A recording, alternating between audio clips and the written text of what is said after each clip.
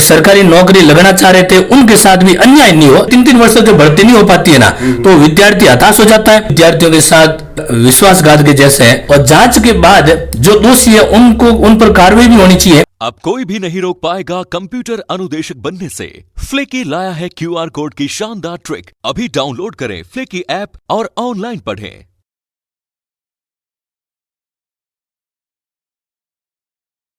नमस्कार, राम राम खम्मा गणी। मारो नाम है नवजीत। आप देख रहे हो झलको जोधपुर, और आप झलको जोधपुर देख रहे हो। सबसे पहले चैनल लाइक शेयर सब्सक्राइब कर दो ताकि शहर जुड़ी बड़ी खबर मिल सके। आज मैं आपने लेन आया हूँ अपने शहर में कोचिंग संस्था है उठे अध्यापन करवा रहा हरिजी बाना पिछला 18-19 सालों, और वो आप अवगत कराला और जो रिट में लेने धांधली चल रही है उन बारे में बात कराला। सर अब मैं सुनिए जो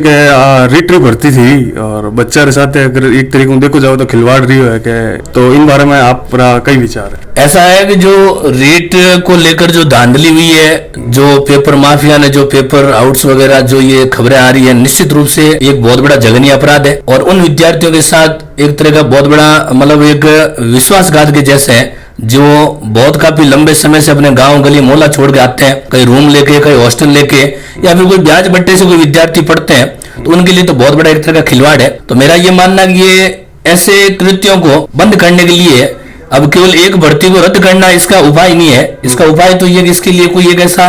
एक्ट लागू होना चाहिए ताकि दोबारा ऐसी पुनरावृत्ति नहीं हो। और सबसे बड़ी बात ये कि भाई ये आप भाई एक अपराध की श्रेणी में भी कह सकते हो। अपराधियों के साथ एक विद्यार्थी जो महीनों या वर्षों तक लगातार उसे तैयारी करता है, अब वो विद्यार्थी अंतिम क्षण तक तैयारी करता है, उसे ये लगता है कि मेरा 100% श्योर सिलेक्शन हो जाएगा, लेकिन विद्यार्थी किसी नकल प्रकरण की वजह से पॉइंट 25 और 30 से रह जाता है, तो इसके साथ वो समझ लो साहब उसके साथ बहुत बड़ा खिलवाड़ हो रहा है। तो मैं इस आपके मंच के माध्यम से भाई जो सरकार या फिर जितने भी जो सुप्रीम है उनसे आग्रह करना चाहती हूँ इस ऐसी घटनाओं को रोकने के लिए पुनरावृत्ति नहीं हो, इसके लिए कोई ऐसा कोई एक्ट लागू होना चाहिए जिस वजह से ऐसे दोषियों के प्रति सख्त से सख्त कार्रवाई हो, और ताकि भविष्य में जितने भी जो विद्यार्थी आगे जो तैयारी कर रहे हैं ना, वो विद्यार्थी आश्वस्त हो जाए कि अब आगे से जो जिस भर्ती परीक्षा की तैयारी कर रहे हैं, कम से कम आगे ये भाई ऐसी पुनरावृत्तियां नहीं होगी जिस वजह से हमारी जिंदगी के साथ हमारे भविष्य के साथ कोई खिलवाड़ हो। एक सर मैं आप लोगों को कहता हूँ क्या जो भर्ती आई सुनू में हमारे 2018 में भर्ती आई थी, तो 18, 19, 20, 21, 22 चल रही है। कटे न कटी राजस्थान सरकार या जिकी भी भर्तियां रिया करे, मने लागे में 5 वर्षीय योजना टाइप रिया करे कि 5 साल तो एक बच्चा खराब रहना नहीं रहना। उन अलावा आधान ली होगी मर कहना मतलब है कि जिन्ना बच्चा की उम्र या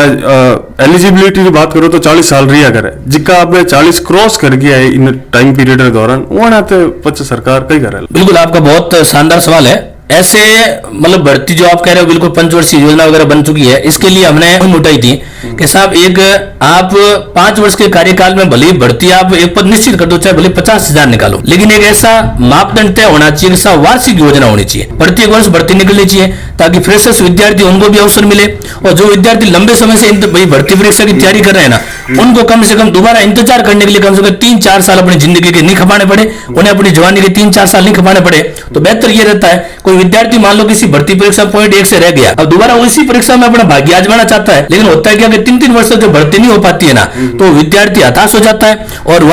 या तो वो जहां से आया था उसी गली में चला जाता है, और या फिर वो किसी दूसरी श्रेणी में घुस जाता है। तो बेहतर ये है कोई विद्यार्थी पॉइंट 25 से रह गया है तो पुनः वो तैयारी करे, तो दूसरे वर्ष अगर वही भर्ती परीक्षा होना तो विद्यार्थी भी स्ट्रेट फॉरवर्ड रहेगा, और वो बेचारा विद्यार्थी जिस सपने को संजोकर अपनी गांव गली मोहल्ला घर छोड़ गया था, वो सपना उसका पूरा हो सके। बिल्कुल आपसे कह रहे हो 5 वर्षीय योजना नहीं होकर एक वर्ष का एक ऐसा मापदंड तय होना चाहिए। हम नहीं कहते साहब एक साथ में आप लाखों लाख भर्ती निकालो, जितनी भी निकालो, लेकिन एक व्यवस्थित मामला होना चाहिए, एक ऐसा क्राइटेरिया होना चाहिए। भर्ती परीक्षा की विज्ञप्ति जारी होने से पहले परीक्षा होने तक का शेड्यूल फिक्स होना चाहिए। एक सर जो बत्तीलाल मीणा भजनलाल ने जो अपराधी आने आया, कई अपराध मैंने देखा कि पुलिस इस तरीके का काम करे रातों रात अपराधी पकड़ी जाए, 2 दिन बाद में पकड़ी जाए। देखो ऐसा है साहब, किसी एक भर्ती परीक्षा में धांधली होने की वजह से उसे रद्द करना उसका कोई मतलब अंतिम उपाय नहीं है। अंतिम उपाय तो ये है कि भाई जो धांधली करने वाले हैं और जो प्रकरण पूरा हुआ है ना, इसकी निष्पक्ष रूप से जांच होनी चाहिए। बेहतर से बेहतर कमेटी भले एसओजी कर रही है, वो भी निष्पक्ष जांच कर रही है, उसी से जांच करो। उसके अंदर किसी भी प्रकार की कोई राजनीतिक प्रभाव नहीं होना चाहिए, कोई ऐसा धनाढ़ी प्रभाव नहीं होना चाहिए। स्पष्ट रूप से निष्पक्ष रूप से जांच होनी चाहिए, और जांच के बाद जो दोषी है उन पर कार्रवाई भी होनी चाहिए। रद्द की बात जब आती है तो बिल्कुल आप सही कह रहे हो, रद्द का मेन ये है कि जैसे मान लो 31,000 के आसपास पदों की भर्तियां थी, मान लो अनेक अनेक विद्यार्थी भाई नकल प्रकरण में, तो मेरा ये मानना है कि भर्ती परीक्षा के रद्द करने से बेहतर तो है इस पूरी चेन, ये जितने भी जो विद्यार्थी जो इसमें संलग्न थे ना, उन सारे दोषियों को पकड़ा जाए, पूरी एक चैन इन अंतिम छोर तक जाया जाए, या पेपर कहां तक गया, उन सब परीक्षार्थियों पर कार्रवाई होनी चाहिए। इसके अलावा एक ये भी है साहब, जो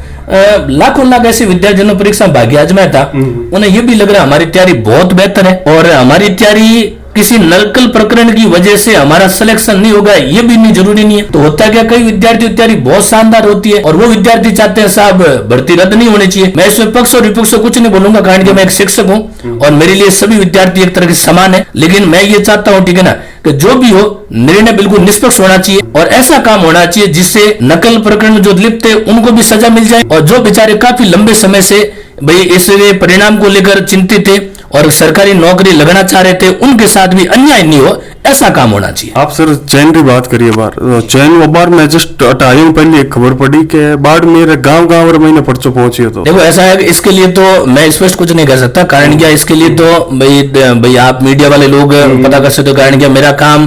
भाई टीचिंग का काम है, मैं सुबह से लेकर शाम तक इस कार्य में रहता हूँ। तो और दूसरी बात ये भी है कि भाई कौन था कौन नहीं है, कितनी बड़ी लंबी चैन है, कहाँ कहाँ तक पेपर पहुंचा है, ये कार्य भाई जो एसओजी जो टीम गठित करेगी उसका कार्य है। और मेरा ये मानना कि मेरे वक्तव्य से बेहतर तो ये होगा कि साहब एसओजी अपना काम स्वतः ही खुद है ना बहुत बेहतर तरीके से कर लेगी, और जो दोषी होगी अपेक्षा करता हूं साहब उन दोषियों को वो सजा भी देगी और उन अंतिम दोषी तक भी पहुंच जाएगी। 8 तारीख में फैसला होला कि एग्जाम रद्द होला या नहीं होला। एक मैं आपके मंच के माध्यम ये भी कहना चाहता हूं, जैसे आरएसएसबी ने फिलहाल 1 नहीं 11 भर्ती परीक्षाओं की तिथियां जारी की है, ये बहुत अच्छा किया। इसी प्रकार एक कैलेंडर और भी जैसे आरपीएससी है, जैसे अनेक तमाम जो भर्ती एजेंसियां जो परीक्षा करवाती है ना, वो सारी एजेंसी है वो पहले से परीक्षा तिथि निर्धारित कर दे, और केवल कागजी फॉर्मेलिटी नहीं होनी चाहिए, निर्धारण वास्तव में होना चाहिए, धरातल पे काम होना चाहिए, ताकि जो विद्यार्थी जो काफी लंबे समय से काफी लंबे अरसे से जो सरकारी नौकरी का सपना संजो कर बैठे हैं, कम से कम उनका सपना साकार हो सके। एक से जाओ तो तुम्हारा लास्ट सवाल आपको है कि जो अपराध यार अबर मकान धराशायी कर रहे हैं, तो